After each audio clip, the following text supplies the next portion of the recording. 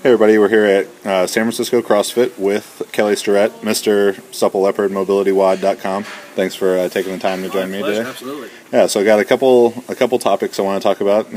Hot topics on the internet these days. Here we go. Yeah. First off, everyone's talking about this knees out in the squat versus varus movement, knees in line with the toes. If you can briefly clarify your point about the knee action, proper knee action in the squat. Yeah, absolutely. So first and foremost, that knees out isn't a squatting philosophy. It's a cue when athletes' knees are coming in. So what we're really asking is everyone agree that we shouldn't change our spinal position under load? Pretty much everyone's going to agree with that. Then if that's the case, then one of the mechanisms to keep the torso upright and develop a stable hip is to screw our feet into the ground and spread the floor. So this old cue that even Louis Simmons says about screwing your feet into the ground, about spreading the floor. When gymnasts hit, they block and land. So what we're really trying to do is create a more stable hip in the squat. It turns out the bottom expression, and if you look at Jim Schmitz's literature, if you look at any of the literature, the idea is to try to create a glute contraction at the bottom. What that glute contraction at the bottom is really about is not extending the hip there. It's about creating a stable femur platform.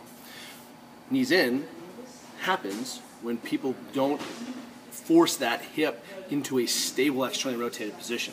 So the cue is knees out, which is by Louis Simmons and Brent Contreras and Dan John, and you can just go through any of that list of people. Mark Rippeteau, drive your knees out the bottom. So that driving the knees out the bottom is about maintaining that stable glute contraction. We're not really interested in what happens to the knees at all. Knee placement is irrelevant. This is why you can still deadlift and screw your feet into the ground. In fact, if you're not deadlifting and screwing your feet into the ground or not spreading the hips at your setup pull, then what you're missing is that external rotation torque. The real mistake, of course, is that if people are cueing and knees out as a mantra, I can put my feet up on the side and split down with absolutely zero control at the hip. What we're really asking is, what's the most effective way to maintain a trunk-pelvis relationship and then a pelvis-femur relationship? And that's expressed through external rotation. All you have to do is go into any gym and watch someone who cannot create torque in the hip, and watch what happens to their torso when they squat or receive the snatches forward. And what you're going to see is that we end up seeing a whole bunch of host compromises. So when people turn their feet out because they're missing ankle range of motion, we tend to see the knee come in. When someone doesn't have enough quad length or quad sufficiency or hamstring sufficiency or adductor sufficiency, means they're not long enough or they're just too stiff, the knee comes in a valgus moment to try to buy slack. It's how you can unload those things, right?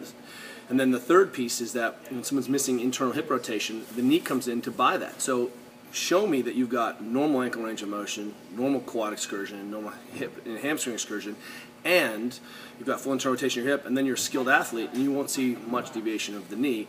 We're trying to limit that valgus knee force that should track up and down in the same pathway, especially if we're using the squat to try to train athletes. We're trying to use this, and if you're allowing your athlete to have that valgus knee force every single squat, because it's the only way she can limit the forward motion of her hip, because she does not have the concept of creating external rotation torque, then what you're doing is you're actually setting up your athlete to be injured. It's your fault as a coach. So knees out is a cue. Besides, what are you going to say? When someone, let me ask you this, when someone's knees come into the bottom of the squat, what do you say? Knees out. No, we say knees not in. Knees not in. That's Diane Fruit. Not in. Knees not in. Knees not in. Go to neutral. Go to neutral. No, which is more neutral. More neutral. So the problem is, if you talk to Jesse Burdick or Mark Bell, one of the things that we're talking about is trying to set that hip into a stable position. In fact, athletes have no idea what that stable hip concept feels like. Jesse says it well. He's like, you're going to push into a spring, and then your job is to keep the spring compressed through the squat. So if we can push the hip into the spring, keep it compressed, what you're going to see is a much more stable femur, and then relative to your foot position is whether how much knee out you're going to get or knees in relative to the ankle. So if you have a wider stance and you're jumping and landing appropriately, then you're going to see the knee really close to the tracking straight up and down over the foot. Always, we're talking about a flat foot. And besides, the other thing that happens is look at the first pull, look at the setup, where we see athletes setting up, knees out, so they can get the torso upright in that bottom position, the first pull. So they're pulling and generating, if I'm not mistaken, I'm thinking the highest generation force production ever recorded is in the second pull, right? The most power ever generated by a human, second pull. And if you look at most people's second pull, where are their knees? Out. Out. Okay, so when I dip and drive in the jerk, where are my knees? Out. Out. So it's weird that we're having this conversation about setting a stable hip, and that's really the problem, is that people have mistaken a cue, and it's not even a philosophy that we have. Our idea is that set up the hip into a stable position because we're trying to solve the hip motion. As the hip comes in, tears your hip flexors apart, right? We get that wicked apophysitis. We see torn labrum, and the back becomes unstable. So as soon as that athlete tends to unload, internally rotate with the leg, we tend to see a lot more low back issue, and you cannot be receiving heavy loads in a wonky low pelvis. So this is really a ridiculous argument. It's like arguing about chest up as a good cue or head through the window. It's a cue. What do you say, Diane? It's a relationship between the coach and the athlete. That's what a cue is. And so anyone who's taking any cue on the internet and blowing it out of proportion is ridiculous.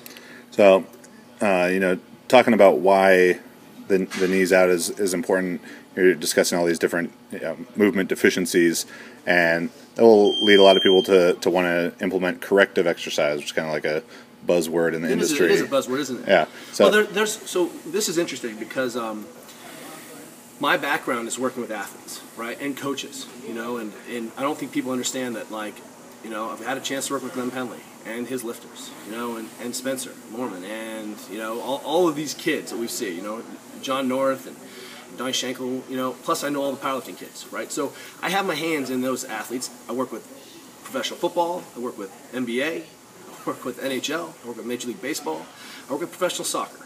I work with all the military assets that the United States government has. So here's the problem. What we need to do is get away from people using this whole language of, for me, a bunch of corrective exercises. I tend to believe that the squat is the corrective exercise.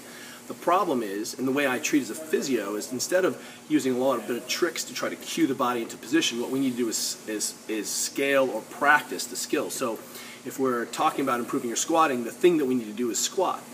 If the motor control isn't there, you don't know what to do and you can't do it, then we need to practice that. That's a simple problem of just drilling and drilling and drilling and drilling and drilling, right? Lots and lots of repetition. But it turns out most people have these big biomechanical kind of problems. So if we're looking at correcting a biomechanical issue by mobilizing the joint capsule or mobilizing the sliding surfaces of your body, then what we're really talking about is those are movement or corrective exercises. And the corrective exercise in this case for me is mobilizing a tissue so I have normal biomechanics so that I can then go practice that in the movement that I need to do.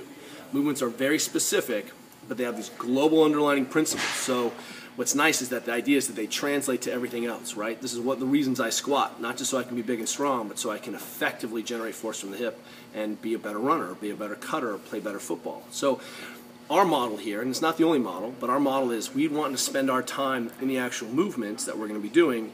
That's my test, retest. Whatever that movement pattern is, that's up to you as a coach, right? Squat, pull, deadlift, push up, pull, whatever you're doing. But when your athletes can't do it, we put them into a better biomechanical position through mobility exercises and then retest that movement pattern. So you briefly you used the word mobility several times, and then I think people get confused about the idea of mobility versus stability and how they affect one another. Oh, sure. You could discuss that. Here's the deal.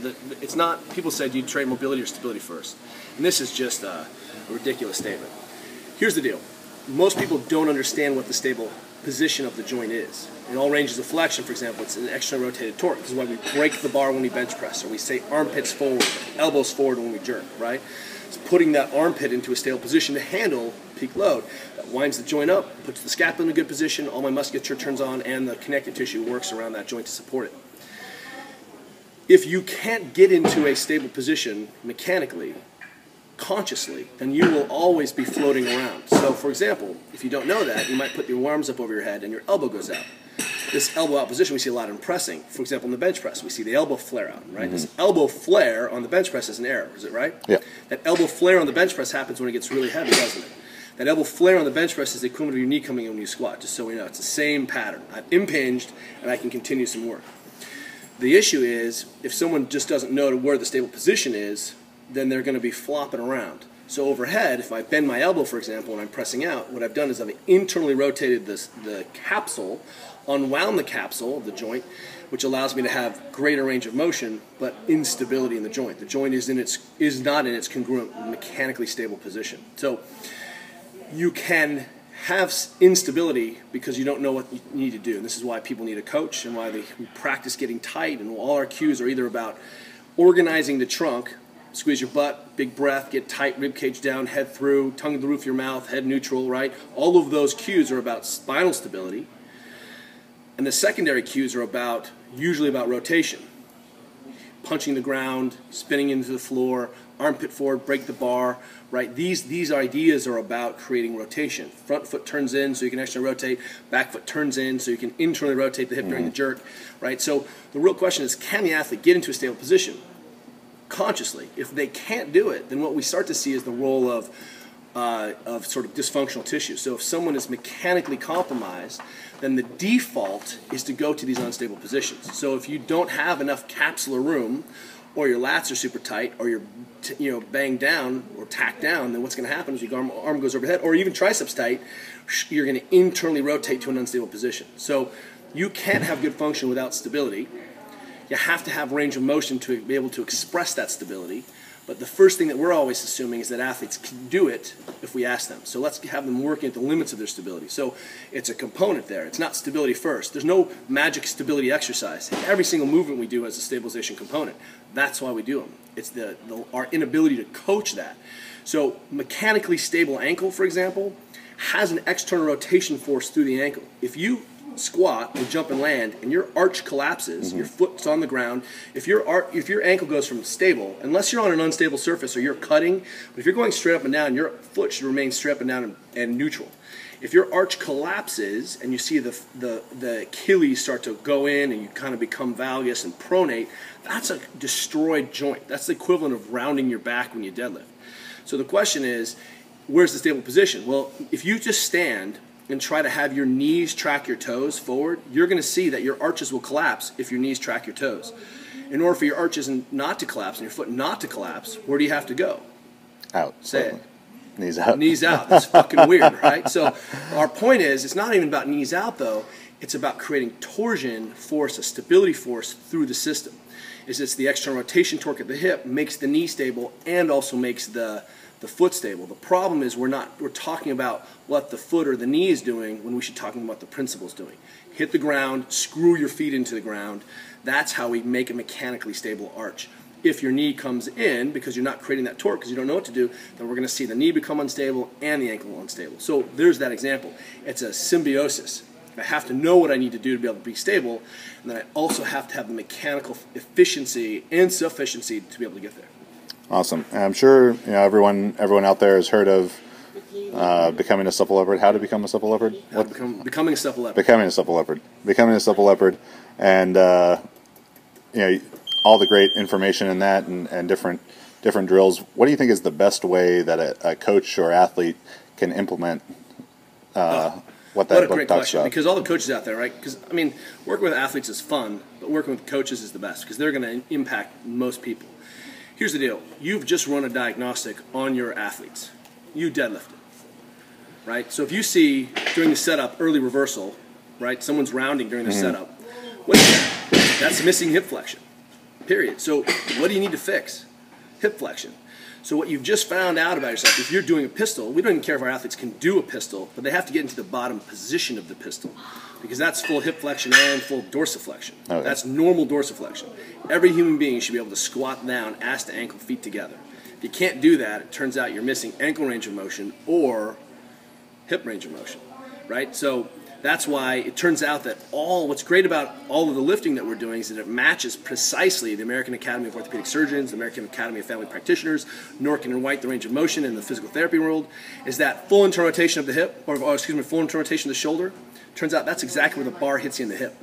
And so you don't need any more internal rotation than that. If you can keep your shoulder stable and internally rotate, guess what? Your coaches stop cueing you about elbows up, don't they? Right? Because your elbows are already up. You're not pulling into your stomach because you're missing internal rotation. So the key is that you're running this diagnostic tool based on the ranges of motion that you need. You know how to hold 2 dumbbells over your head.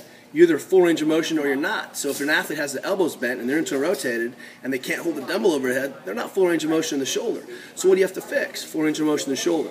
So you're getting this real-time feedback about what you're witnessing in front of you. Then what we would advocate is a 10 to 15-minute intervention additional to the training.